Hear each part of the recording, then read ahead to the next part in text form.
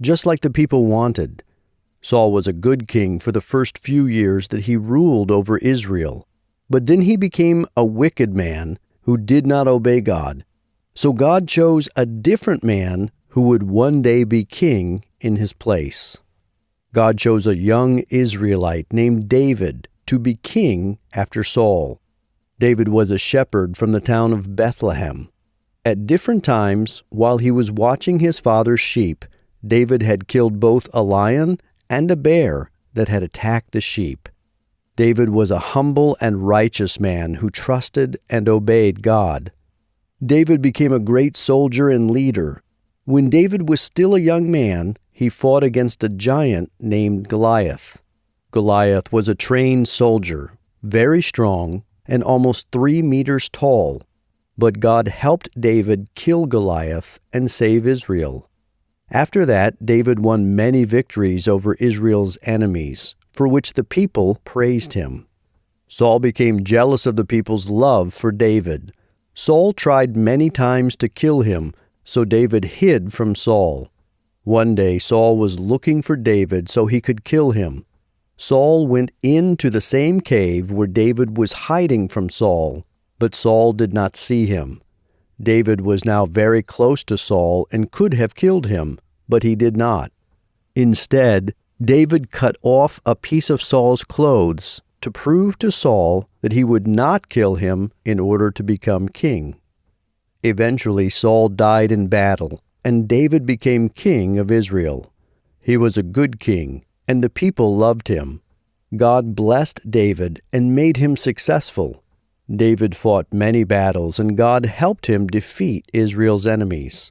David conquered Jerusalem and made it his capital city. During David's reign, Israel became powerful and wealthy. David wanted to build a temple where all the Israelites could worship God and offer him sacrifices. For about 400 years, the people had been worshiping God and offering sacrifices to him at the tent of meeting that Moses had built. But God sent the prophet Nathan to David with this message: "Because you are a man of war, you will not build this temple for me. Your son will build it. But I will bless you greatly. One of your descendants will rule as king over my people forever." The only descendant of David who could rule forever was the Messiah. The Messiah was God's chosen one, who would save the people of the world from their sin.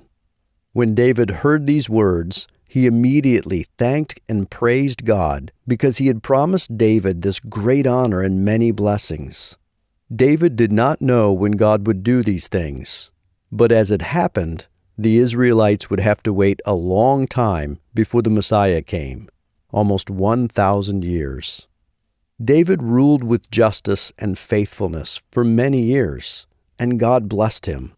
However, toward the end of his life, he sinned terribly against God.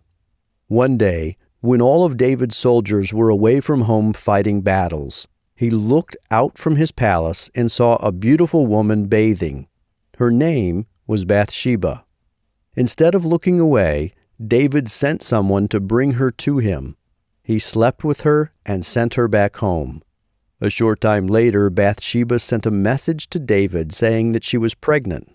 Bathsheba's husband, a man named Uriah, was one of David's best soldiers.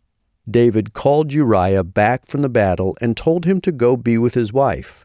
But Uriah refused to go home while the rest of the soldiers were in battle. So David sent Uriah back to the battle and told the general to place him where the enemy was strongest, so that he would be killed. After Uriah was killed, David married Bathsheba. Later she gave birth to David's son. God was very angry about what David had done, so he sent the prophet Nathan to tell David how evil his sin was. David repented of his sin, and God forgave him. For the rest of his life, David followed and obeyed God, even in difficult times. But as punishment for David's sin, his baby boy died. There was also fighting in David's family for the rest of his life, and David's power was greatly weakened. Though David had been unfaithful to God, God was still faithful to his promises. Later, David and Bathsheba had another son, and they named him Solomon.